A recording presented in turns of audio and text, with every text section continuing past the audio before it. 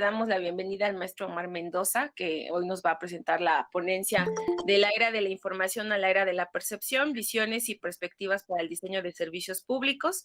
Hago una breve semblanza de él. Él se licenció en diseño gráfico por parte de la Universidad Tecnológica de México. Posteriormente hizo la especialidad en gráfica computacional en la Escuela de Diseño del Instituto Nacional de Bellas Artes y Literatura y la maestría en Comunicación y Lenguajes Visuales en ICONOS, Instituto de Investigación en Comunicación y Cultura. Él ha trabajado en diseño interactivo y narrativas digitales desde 1998 en instituciones de gobierno, empresas de tecnología, diseño y comunicación, y en los últimos años se ha dedicado a la consultoría en procesos de diseño para empresas de comunicación y marketing. Actualmente es coordinador de difusión y extensión académica en la Escuela de Diseño del INBA, donde también desde el 2012 se ha desempeñado como docente y hasta el 2016 fue coordinador de posgrado en diseño multimedia. Le damos la bienvenida a Omar, muchas gracias, y les recuerdo que si tienen preguntas o comentarios pueden irlos haciendo en el chat y al final de la intervención del maestro ya daremos lectura de ello. Gracias y bienvenidos. Gracias Adriana. Pues muchas gracias a todas y todos por tomarse el tiempo de escuchar parte de las ideas que he estado trabajando con mis grupos de alumnas y alumnos dentro de la licenciatura en diseño en la Escuela de Diseño del INBA, y a los cuales nos han permitido llegar a algunas conclusiones. Y en particular este trabajo que les presento hoy tiene que ver con algo en particular que trabajamos este mes, pero sobre todo con un hallazgo muy importante que se me volvió muy relevante ahora que estuvimos desarrollando este proyecto. Denme un segundo, déjenme compartir mi pantalla. 3, 2, 1. Ahí debe de estar compartiendo mi pantalla y ahí ya debe estar la presentación. Sí, sí se ve. Gracias. Perfecto. Entonces, parte de lo que vamos a hablar hoy, y de hecho en el camino, les había mandado el título de la era de la información a la era de la percepción, pero en el camino tuvo un ajuste y lo modifiqué a la era de la reputación, y ahorita les voy a explicar por qué, y sobre todo cómo estas cuestiones nos permiten visibilizar cómo al tener claros estas dinámicas de interacción dentro de lo digital, pueden afectar la manera en cómo diseñamos servicios públicos. Ahorita que está tan en boga la cuestión del diseño de experiencia, el diseño de interfaz, la experiencia de consumo, pues bueno, poder observar esa cuestión. Quiero partir de la definición que hace la Comisión Nacional de Derechos Humanos de persona. Quiero partir desde aquí porque al final siempre hablamos del diseño centrado en la persona, pero ¿qué es la persona? Entonces, en una manera muy sencilla y concreta, pues es un ser complejo, dotado de inteligencia y razón que le permite vivir y desarrollarse en comunidad. Esa es una parte muy importante, vivir en comunidad. Y se compone de 4 dimensiones, la biológica, la psicológica, la social y la espiritual. Me gusta partir desde ahí porque tiene que ver justo también con la construcción de la complejidad. Entonces, desde ahí me gusta partir. Otro lugar desde el que quiero partir es la manera en cómo la tecnología se ha ido volviendo cada vez más inmersa dentro de nuestras vidas diarias. Es decir, ahorita hablaba con Rafa, antes de comenzar la sesión, de cómo, por ejemplo, en la Escuela de Diseño del INBA, en nuestras narices nunca nos hubiéramos pensado digitalizar la escuela de una manera tan rápida como sucedió el año pasado por la pandemia. Sin embargo, aquí estamos. Ahora estoy aquí, yo desde Estados Unidos, dándoles una charla sobre esto, y así ha comenzado a suceder estas cuestiones, ¿no? Entonces, por ejemplo, Bill Gates en 1980, cuando comenzaba a visibilizar la importancia que tendrían las computadoras dentro de nuestra vida, pues algo que él pensó y visualizó fue, las computadoras no solamente van a ser para trabajar, las computadoras van a estar en cada hogar y esos hogares van a hacer N cantidad de tareas a través de ellas, van a hacer N cantidad de tareas que le van a permitir hacer la manera de una forma distinta, ¿sí? Entonces Bill Gates lo veía desde esa forma, ¿no? Recordemos que le trató de vender la idea a IBM, IBM le dijo, estás loco, ¿por qué la gente querría una computadora en sus casas? Pero bueno, el resto es historia. Después Nicolás Negroponte, que hace unas sesiones, justo hablaban de un libro que se llama A Vida Digital. Justo en ese libro hace referencia a una cita que hizo en 1984, donde habla diciendo que lo analógico ya no es distinto a lo digital, ¿sí? Es decir, ya tenemos que reflexionar sobre nuestra existencia con bits y átomos, ¿sí? Ya no es solamente lo físico, lo digital, ya es como parte de uno mismo. Y aquí es donde me gusta integrar también la frase de Mark Weiser, que es padre de la computación, olvidé la palabra, ahorita me acuerdo. Donde dice que las tecnologías más profundas son aquellas que desaparecen y se entretejen entre las costumbres de la vida cotidiana. Si ustedes se acordarán, antes hablábamos de voy a la computadora, voy a conectarme al internet como si fuera un suceso como comer, ¿sí? Era un momento en nuestras vidas que tenían un horario en el cual podríamos relacionar ciertas tareas. Y ahorita ya está completamente entretejida en nuestras vidas. Puedo hacer una transferencia bancaria, puedo pedir la comida, puedo estar viendo una serie mientras estoy haciendo la fila del banco. Es decir, hay un montón de cosas donde la tecnología ya está completamente entrelazada en nuestra existencia, ¿no? La computación ubicua, esa es el término que estaba pensando. Entonces, ya no es la computadora este elemento al cual me tengo que llegar a sentar al escritorio para poder realizar este tipo de actividades o interacciones, sino ya sucede desde mi dispositivo móvil, y hablo móvil desde el teléfono, el smartwatch, y todas las cosas que vienen en el futuro cada vez más, ¿no? Tenemos autos inteligentes, vaya, tenemos un montón de cosas alrededor. Ahora, es importante que eso es lo que está sucediendo alrededor de esto con la tecnología, pero también con las personas se comienzan a modificar la manera como interactuamos. Es aquí donde entra el concepto del prosumer. El Internet que consumíamos en los 90, como leía hace rato Adriana, pues yo llevo esto desde el 98 trabajando en estas cosas. Y el Internet que utilizábamos en ese entonces, pues era mero consumo de la información. Es decir, entraba yo a un sitio web y consumía información y tan, no había mayor interacción. Cuando mucho, habría ciertas salas de chat, pero no se pensaba bajo esta misma interacción como lo pensamos ahora.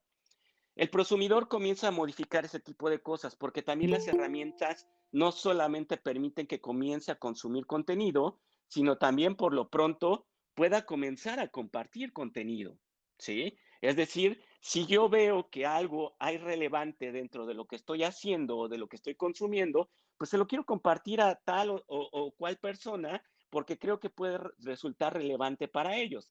Recuerden, en la primera década de los 2000, ¿quién de ustedes no compartía PowerPoints de gatitos? ¿Sí? Todo mundo compartía PowerPoints. ¿Y entonces por qué? Porque me resultaba divertido, me resultaba interesante, era algo que quería que vieras. Entonces compartíamos cosas por correo electrónico. Esas interacciones se vuelven cada vez más relevantes cuando comenzamos a tener interacciones como en Twitter, como en Facebook.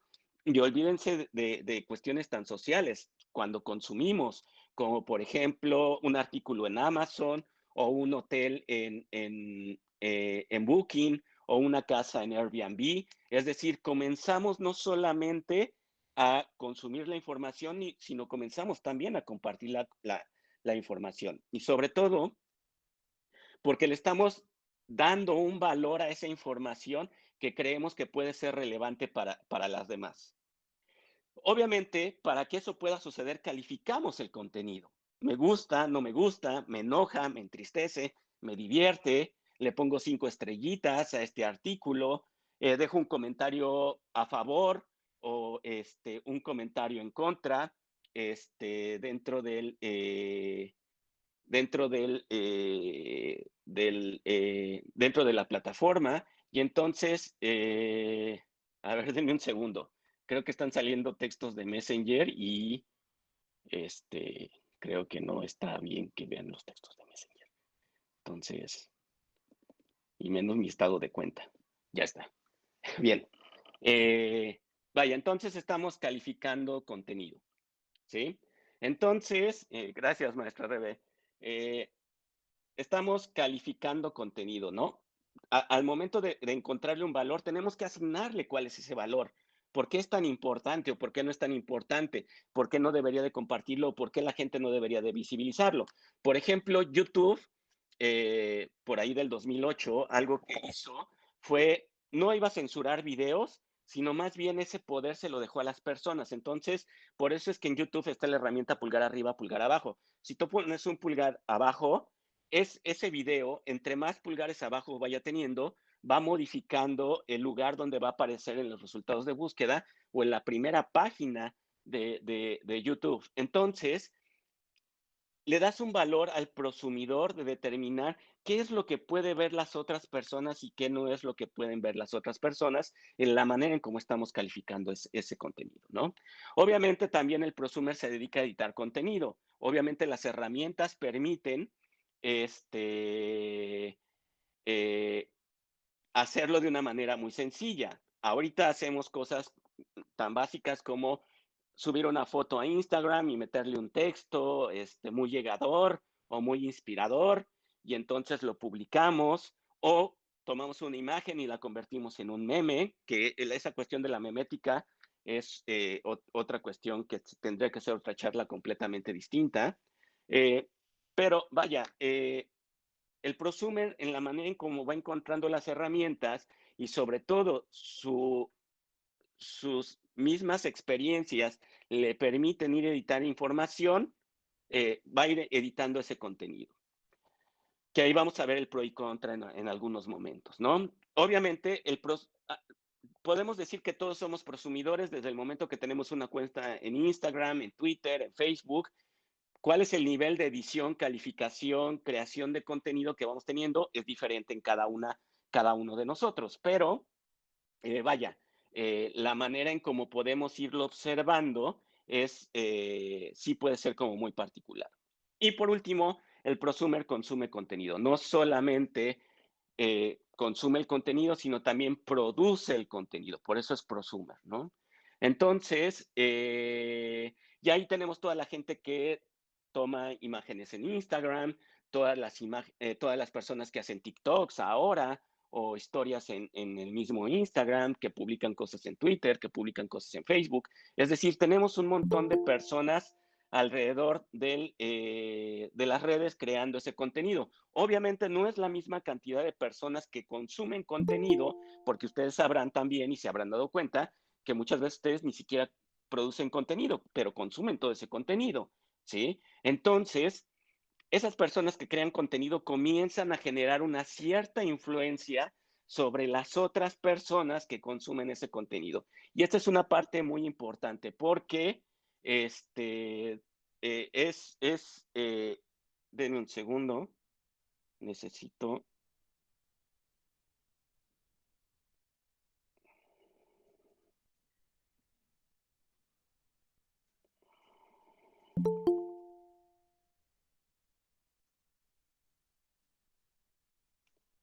Y listo, ahora sí ya creo que quedó arreglado. Ok, entonces, cada una de estas cosas, pues es tomarla en cuenta porque las personas cuando califican el contenido, comparten el contenido, crean contenido, editan contenido, comienzan a tener influencia sobre de otras personas. En algún momento de los finales de los 90, principios de los 2000, comenzamos a hablar de la era de la información de una manera mucho más holgada.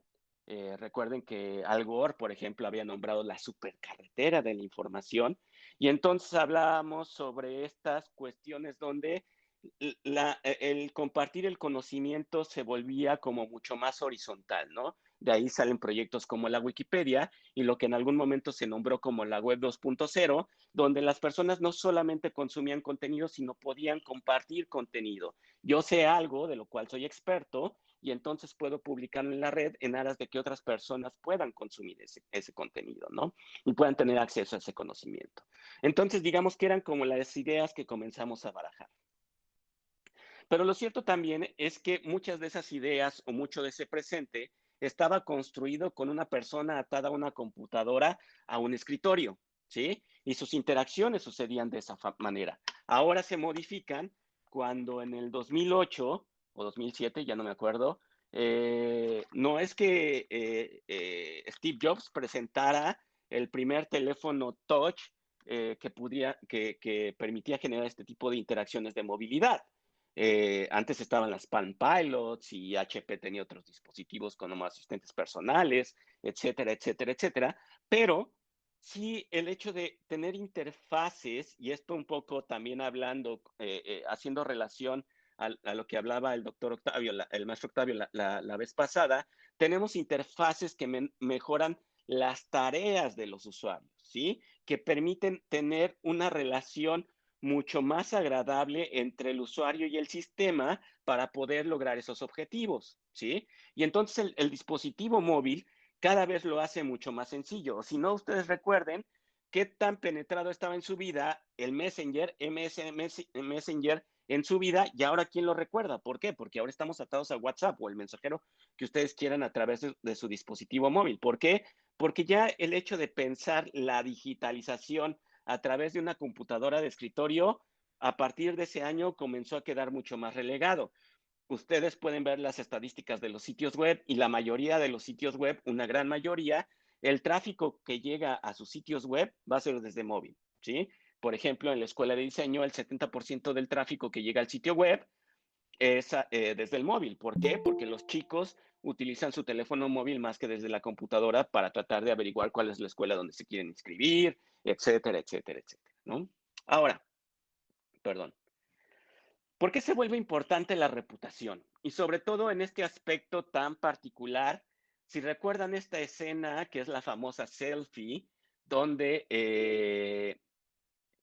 Meryl Streep es abordada por Ellen DeGeneres, en la cual tienen que tomarse una selfie, el script dice que se tienen que tomar una selfie, que tome Ellen DeGeneres con sus bracitos, en la cual salgan las dos, pero en el camino se fueron añadiendo más personas que con los bracitos de Meryl Streep no alcanzaban a salir, y es cuando Bradley Cooper sale con sus largos brazos a tomar la fotografía. Pero ¿por qué era importante que lo hiciera Meryl Streep? ¿Dónde se basa qué es qué es lo que le aportaba a ese momento o a esa interacción o a este fenómeno de la segunda pantalla, que es con el que estaban jugando aquí? Es decir, estaba sucediendo el evento en televisión, pero hacía que la gente corriera al dispositivo móvil a ver la fotografía de Ellen y de Meryl Streep. ¿Por qué ella? ¿En qué se basaba? O por ejemplo, perdón, este es el video. No vamos a ver el video ahorita. O por ejemplo, ¿por qué Donald Trump en la campaña, en su primera campaña a la presidencia, enfoca todas las armas en pegar en la reputación de esta mujer en vez de construir sobre su propia reputación? ¿Sí? ¿Qué, qué, ¿De qué momento podía modificar las preferencias o la opinión del electorado en atacar la reputación de esta mujer, en vez de construir la suya propia? Porque esa fue su estrategia y por qué le funcionó, ¿sí? Y luego, ¿por qué tenemos al Sol de Acapulco construyendo una serie? Bueno, le construyen una serie alrededor para modificar la reputación que tiene o que estaba construyendo en ese momento de manera negativa al no salir a sus conciertos a terminarlos, ¿no? O solamente cantar dos canciones y salir.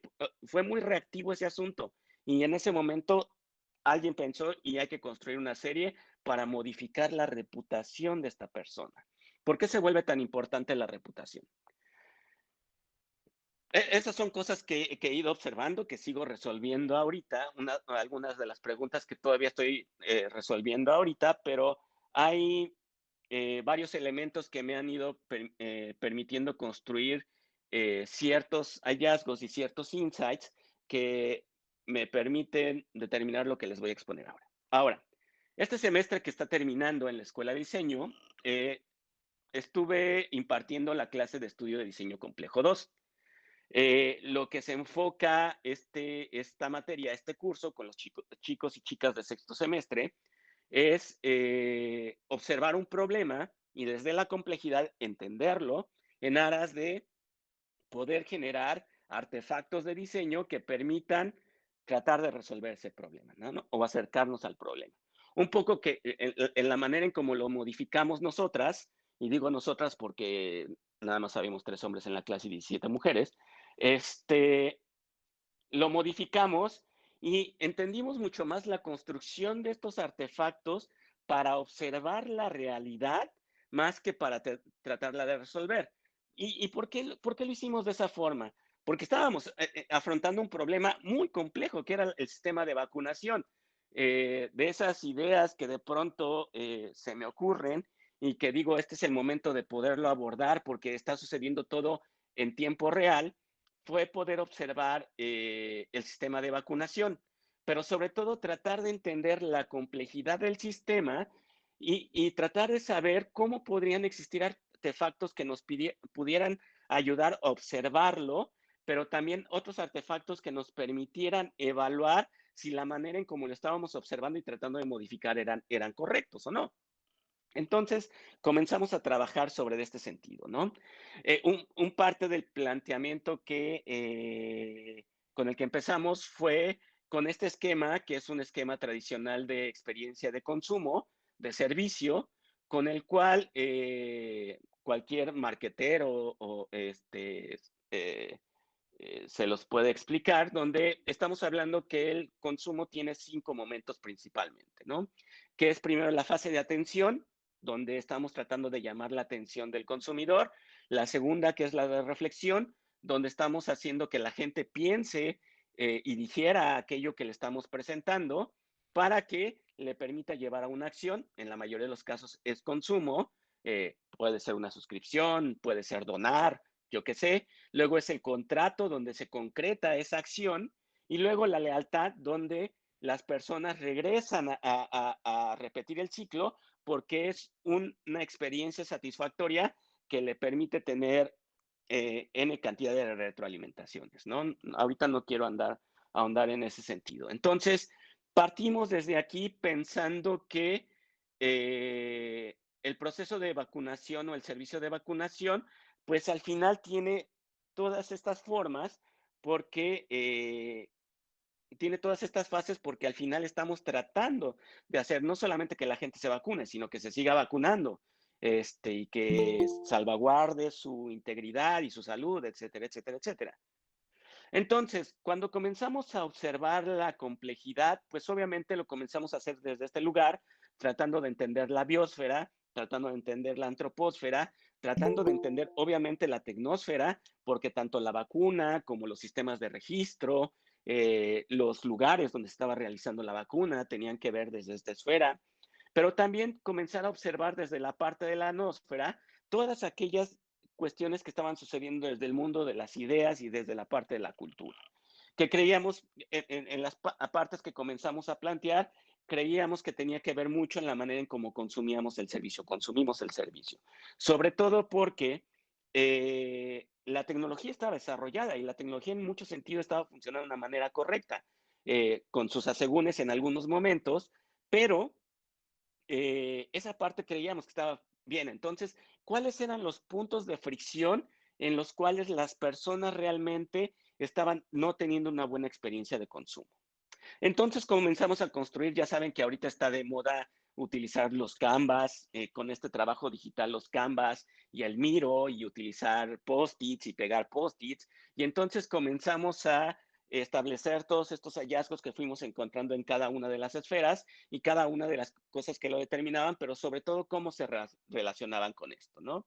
Y obviamente a través de eso fuimos haciendo muchas construcciones con las cuales cada vez la manera en cómo íbamos generando estas evidencias iba quedando como mucho más claro, ¿sí? Entonces, en ese momento, como obviamente tenemos un semestre, no tenemos 4 años o 3 años como un doctorado, tenemos un semestre, pues teníamos que enfocarnos en una de ellas. Y entonces decidimos enfocarnos en la parte de la nosfera.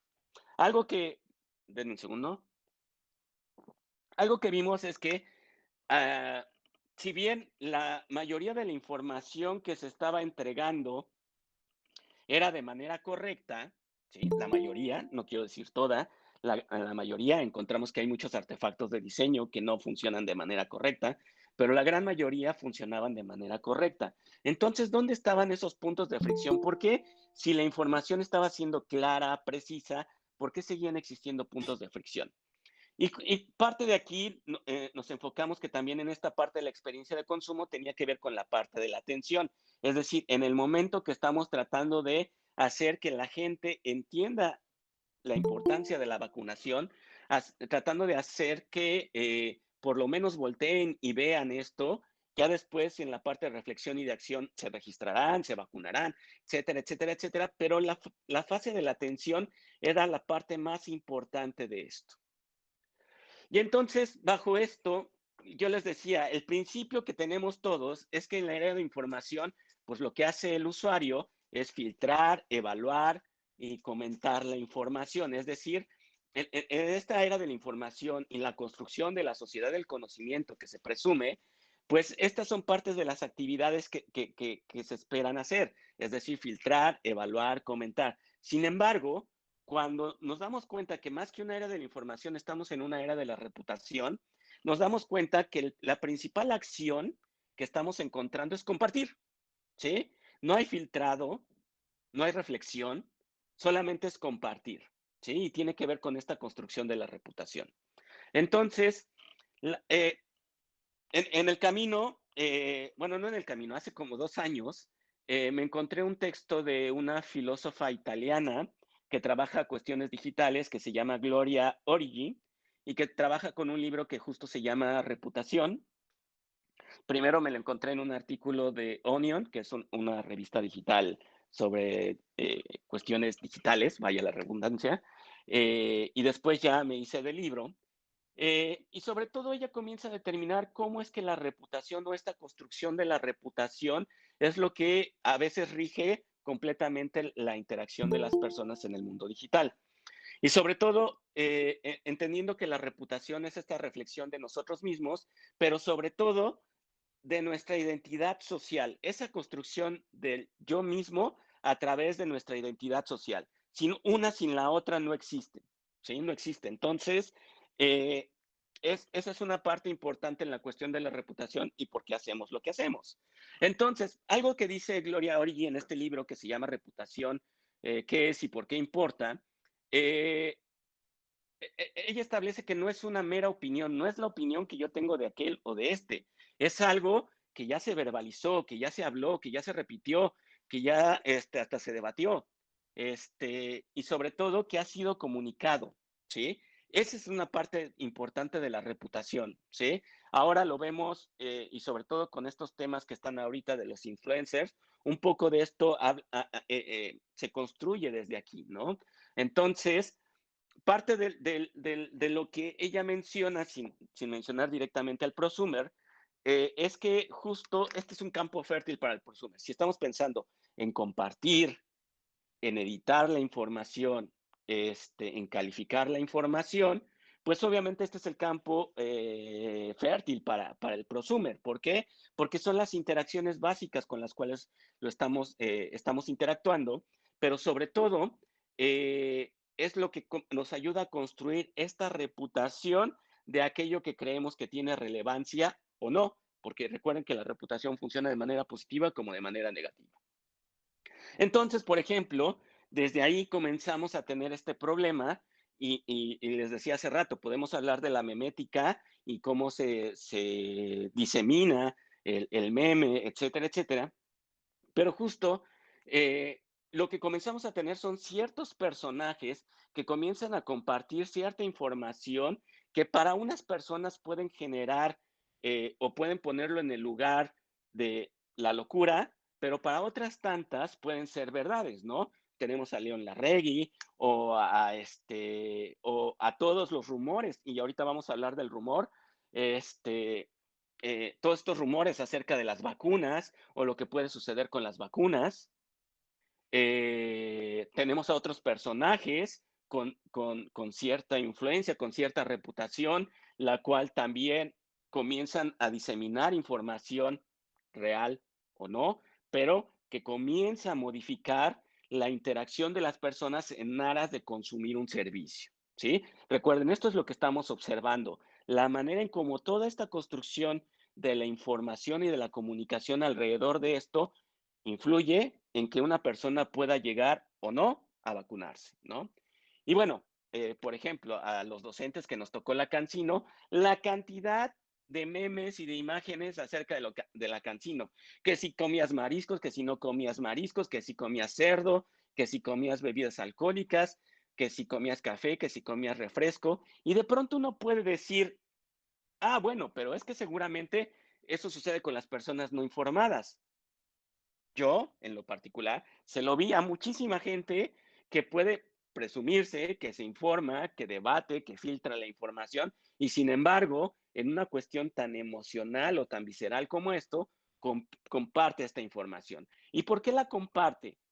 ¿Tiene que ver realmente con la manera de diseminar esta información o tiene que ver con la cuestión de seguir construyendo la reputación que tiene y el nivel de influencia que tiene sobre de las otras personas? ¿Sí? Y es por eso, por ejemplo, que ahora tenemos un 40% de mexicanos que no quieren ponerse la vacuna, ¿sí? Y ahorita, como les platicaba en un inicio, estoy en Estados Unidos y ahorita Biden se las está viendo negras para poder llegar a su promesa del 70%. ¿Por qué? Porque la gente no se quiere vacunar, ¿sí? Ya hay un montón de información en la televisión, en la radio, en las redes, en el resto de Internet, en el cual nos están dando esta comunicación. Entonces, y bueno, tenemos la comunicación a todos los niveles, donde realmente parece un chiste, ¿sí? Pero ese chiste, en cuanto lo comenzamos a repetir y a repetir, y sobre todo las personas que estamos viendo que lo repiten, se vuelve cada vez mucho más en una verdad. Algo que dice Gloria Origi es que justo cuando ya hay 1 millón de personas o muchísimas personas compartiendo la misma información, ya te comienzas a cuestionar si todas esas personas lo están compartiendo, no creo que estén equivocadas. ¿Por qué deberían de estar equivocadas? Entonces yo confío en ellos y hago lo que dice la imagen, ¿no? Entonces voy a AstraZeneca con mi pistola y les pregunto qué fue lo que me inyectaron, ¿no? Entonces, las personas, la mayoría de las personas se compran opiniones con los ojos cerrados, ¿sí? Sin checar qué es lo que están comprando, solo porque las demás personas aparentemente compraron lo mismo, ¿sí? Y entonces creo que si ellos están compartiendo esa información de que no debo de comer cerdo ni pescado cuando estoy siendo vacunado por la Cancino, pues no vaya a ser el diablo y entonces me ponga chueco. Entonces no me no, no, no, no voy a comer nada de eso. Y entonces lo voy a compartir. ¿Por qué? Porque pues, mis otros compañeros, compañeras, profesores van a hacer lo mismo. Entonces, esa es una cuestión que se vuelve cada vez mucho más relevante, sobre todo en la realidad que estamos viviendo. Y sobre todo, acabamos de ver, por ejemplo, en las elecciones de Estados Unidos, cómo esta cuestión del fact-checking, de checar los datos, se vuelve cada vez mucho más importante, ¿no? Y sobre todo, la manera en cómo rápidamente se disemina una noticia, ¿sí? Esa es una parte muy interesante porque, y yo lo he visto, comparto de pronto un artículo en Facebook y ya tiene en menos de un minuto, un artículo que lleva 10 minutos leer, en menos de un minuto otras personas ya lo leyeron, solamente porque yo lo compartí y porque el título dice algo, ¿sí? Entonces, algo que hemos comenzado a observar por diferentes asociaciones, organismos, son estos manuales para comenzar a desacelerar esta diseminación de la información de la manera en cómo sucede y comenzar a hacer que la gente realmente reflexione sobre aquello que está compartiendo, ¿no? Y entonces, les digo, por todos lados, están comenzando a generar como este tipo de reflexiones acerca de cómo construir un Internet y de nuevo, el problema es que justo lo están hablando como Internet. Y si hablamos de del Internet, de la computación ubicua, perdón, pues ya tenemos que dejar de hablar solamente de Internet, estamos hablando de nuestra vida, ¿sí? Entonces, todas esas cuestiones de cómo comenzamos a eh, desvanecer esas interacciones que las personas lo están construyendo, como están construyendo la diseminación de la información, pues es la parte relevante de esto, ¿no? Entonces, de pronto, en el proceso del proyecto, pues nos dimos cuenta que ya cuando llegas a vacunarte todo funciona muy bien. O quiero creer que por lo menos la mayoría de las personas que estamos aquí, que ya fuimos vacunadas en la Ciudad de México o en cualquier parte de México donde estén, pues el proceso les fue amable. Es decir, llegaron, se registraron, llegaron, les aplicaron su vacuna, hicieron sana, sana colita de rana, vámonos. Si tuvieron algún reflejo de la vacuna, pues bueno, lo tuvieron, pero se acabó. Y todo eso funcionó muy bien, ¿sí? Entonces, ¿por qué estamos teniendo este problema? ¿Por qué la gente no se vacuna? Y entonces parece que es un problema muy fácil de resolver. Es decir, yo llegar con mis alumnas y mis alumnos y decirles, pues ustedes pregúntense de dónde viene la información, si esa fuente tiene buena reputación, pero pensemos también, si estamos hablando que el prosumer edita la información, pues yo de pronto puedo poner una imagen, como veíamos la de la Cancino, que parece que hace un laboratorio, que quién sabe quién es esa empresa, y sale un sujeto en bata y entonces creo que tiene una credibilidad científica, ¿sí? Entonces, pues yo lo comparto, ¿sí? Y tiene esa fuente una buena reputación, no la tiene, quién es, por qué lo comparte, o de dónde venía, cuál era todo el recorrido de esa información. Es decir, de pronto yo veo que alguien lo comparta, pero yo confío que él lo comparte, pero tengo que ver de dónde vino, o sea, él de dónde lo compartió, ¿sí? ¿Quién lo respalda? ¿Y por qué es importante entregar esa información? ¿Qué es lo más importante? Es decir, tenemos todas nuestras redes sociales llenas de shares, de compartir cosas, de retuitear, porque de pronto vemos algo y lo compartimos a diestra y siniestra, sin este tipo de reflexión. Les cuento, les contaba hace rato, yo he compartido un artículo que dura 10 minutos leerlo y al minuto ya tiene likes y tiene compartidos. Y entonces o lo leíste muy rápido o ya lo conocías o simplemente leíste el título, ¿sí? Entonces, parece que eso es muy sencillo, parece que se pudiera resolver muy rápidamente, pero lo cierto es que no es así. Sucedió, por ejemplo, lo veía ahora con el registro de las mujeres embarazadas, por ejemplo. Entonces, y vean cómo puede modificar el diseño de interfaz, ¿sí? Cómo una acción o la diseminación de esta información por ciertas personas con cierta reputación pueden afectar hasta en el diseño de interfaz, ¿sí? Entonces, yo vi a una chica que decían, todas las mujeres ya se pueden registrar antes de que si pudieran, cuando comenzó el registro de las mujeres embarazadas. No importa que no estén embarazadas, le ponen que no están embarazadas y entonces el formato les permite registrarse y listo. No saben cuándo las van a vacunar, pero se pueden registrar, ¿sí? Entonces, ¿qué es lo que sucedía? Que de pronto, y quiero entenderlo de manera logística, tenías un montón de mujeres registradas que no sabías realmente cuántas eran embarazadas. Entonces, ¿cómo puedes contabilizar cuántas vacunas necesitas para aplicarlas en esos centros donde estas mujeres se registraron porque no sabes si están embarazadas o no? ¿Sí? Entonces, eso, pues obviamente modifica esto, ¿sí? Que algo hubiera sido como, así como dice no soy robot, estás embarazada, le das clic y entonces te dice, ok, si estás embarazada te puedes registrar. Si no lo activas, te dice, ok, todavía no está activado el registro para mujeres sin estar en estado de embarazo. Entonces, te pedimos que estés atento a la comunicación y bla, bla, bla, bla. Algo que fue haciendo a lo largo del camino el gobierno federal, por eso les digo que algunas cosas las hace bien, otras no, era este cuadrito beige que tiene aquí, pues ahí va poniendo todas las leyendas de este mes tendré 18 años cumplidos o más y me quiero vacunar. Soy una persona mayor de 65 años, 60 años y me quiero vacunar. Y entonces, si alguien me decía, voy a regresar a esta imagen, ustedes entren y se registran, aunque no estén embarazadas, yo ya no leo este texto. Entro directamente a mi CUR porque no vaya a ser que me ganen el registro y ya no alcance vacuna, ¿sí? Entonces, ese tipo de cosas, modifican y afectan la manera en cómo diseñamos y ejecutamos un servicio. Por eso se vuelve mucho más relevante la manera en cómo lo observamos y lo determinamos.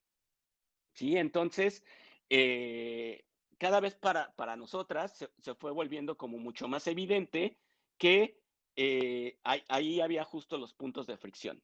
Entonces, nos damos cuenta que si bien estamos viviendo una realidad particular por este bicho, estamos viviendo otra realidad también por este otro bicho, que no quiero decir, y sobre todo por respeto a las personas que han fallecido o que han enfermado, pero sí llega a ser como mucho más peligroso porque se replica en diferentes contextos. Hablábamos, por ejemplo, de cómo Donald Trump construye hechos alrededor de Hillary Clinton para modificar la reputación que tienen las personas acerca de ella, ¿sí? Y entonces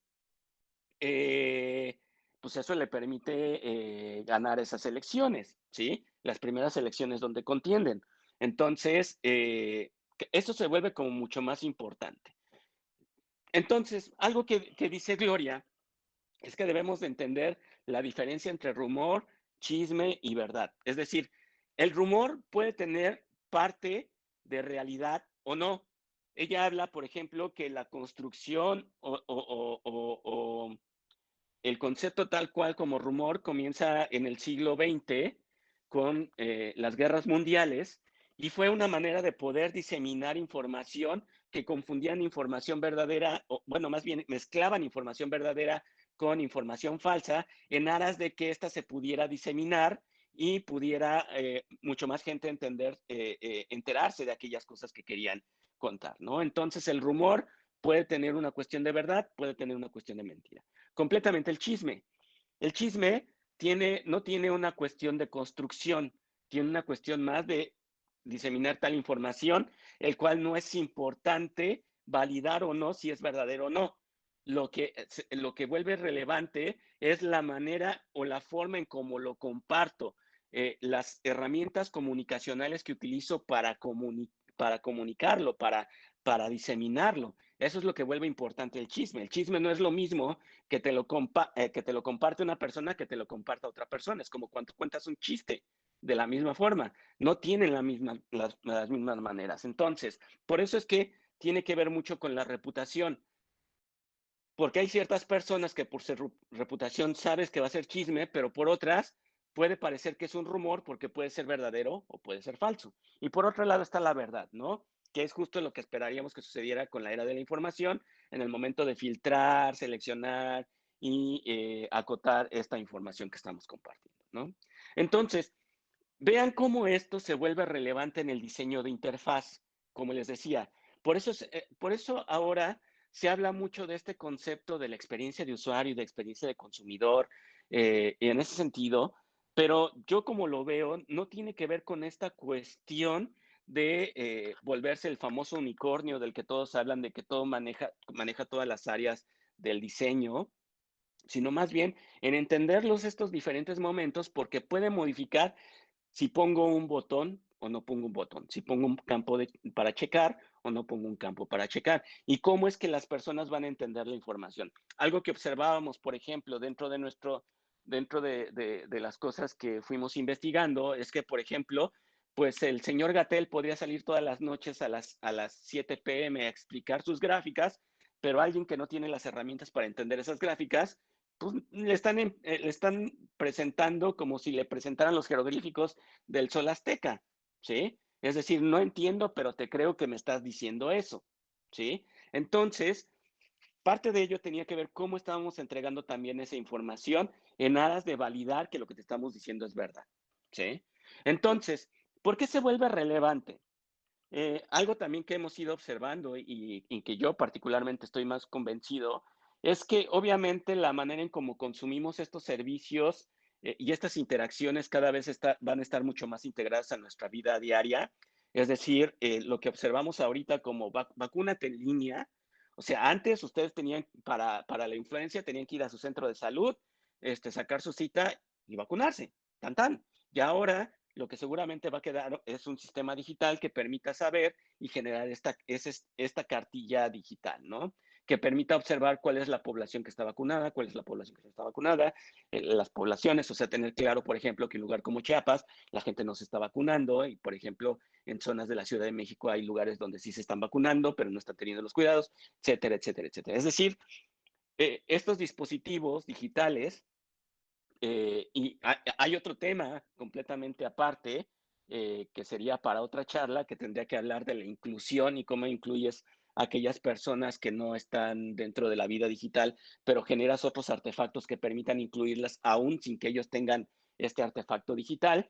Pero bueno, esta es la manera en cómo vamos a comenzar a observar y a vivir las cosas. Entonces,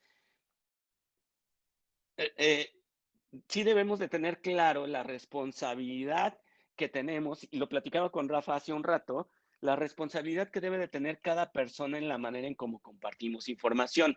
Es decir, a veces pareciera que esa interacción muy sencilla con un botón de compartir, pues rápido y todo el mundo se va a enterar, pero realmente la reflexión que hay detrás de eso, cuáles son los pasos que nos está obligando, si realmente quiero hacer esos pasos, ¿no? Entonces les decía, por ejemplo, ahorita que estoy en Estados Unidos, por ejemplo, Biden está haciendo algunas iniciativas. Hablando de la reputación, está yendo a influencers, que tiene que ver como esta mujer, Olivia Rodrigo, para que le hable a los jóvenes entre los 18 y los 29 años que no se quieren vacunar. Sí, y entonces, para decirles que se tienen que vacunar y generar toda esta estrategia, ¿no? O esta iniciativa de ir de puerta en puerta y sobre todo comenzar a utilizar ciertos líderes comunitarios para convencer a las personas sobre el proceso de vacunación, que ahí hay otra discusión, si, si qué tipo de vacuna y todo ese tipo de rollo. Ahorita no me voy a meter en ese asunto.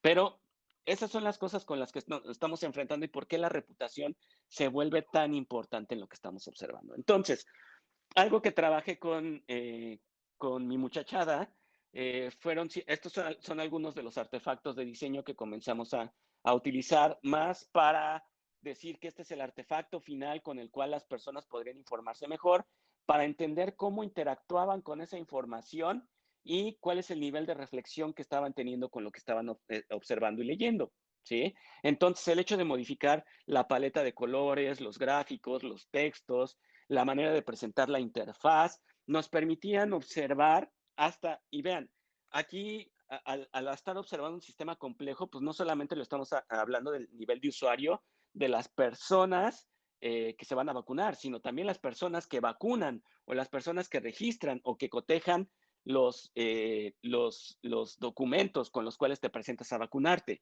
Modificamos todo ese tipo de cosas en aras de que la experiencia se vuelva mucho más agradable, pero sobre todo que obtengas realmente la información certera que te permita tener la tranquilidad para ignorar en el mejor de los casos y el deseable, poder debatir cualquier otra información que te presenten. Es decir, si estos artefactos te dicen una cierta información que no influye si comiste cerdo, pescado, en tu vacunación, pues bueno, ya sabes que no tienes que compartir aquella imagen donde te dicen que si recibiste cancino, no comas cerdo ni pescado. Entonces, y mucho menos murciélago, ¿no?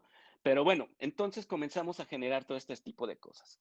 Y ahorita estamos en el proceso, justo ahorita las chicas y los chicos están generando el documento final, el cual vamos a compartir. Se lo voy a compartir a Rafa para que se lo pueda compartir a la lista de distribución y después ver si lo incluimos en la revista. Sobre este tipo de hallazgos y sobre este tipo de cosas que estamos observando y que estamos midiendo. No es un trabajo terminado, como les decía, tiene que ver con sistemas complejos. Comenzamos a encontrar ciertos hallazgos de cómo es que las personas comienzan a interactuar y desde dónde están interactuando y cuáles son sus sistemas de creencias alrededor de ello con el cual están interactuando. Por eso les hablaba de la parte de la nosfera.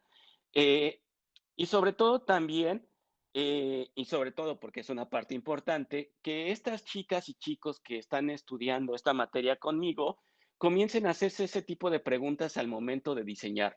Esa es una de las partes mucho más relevantes, porque de pronto pareciera que diseño de interfaz, diseño de usuario, solamente se refiere a la cuestión formal de el color, el texto, las imágenes que utilizamos, cuando realmente hay otros elementos alrededor de ello que permiten construir esa experiencia y sobre todo en un sistema tan complejo como el de vacunación, que tiene muchísimos puntos de toque, que en esos puntos de toque, y vean la complejidad, intervienen diferentes secretarías y diferentes organismos del gobierno federal y local, pues tiene que fluir mucho mejor la información, no tiene que haber disonancias entre uno y otro, porque justo estos momentos de disonancia son los lugares donde pueden existir estos puntos de fricción, ¿sí? Entonces, principalmente era lo que les quería presentar el día de hoy,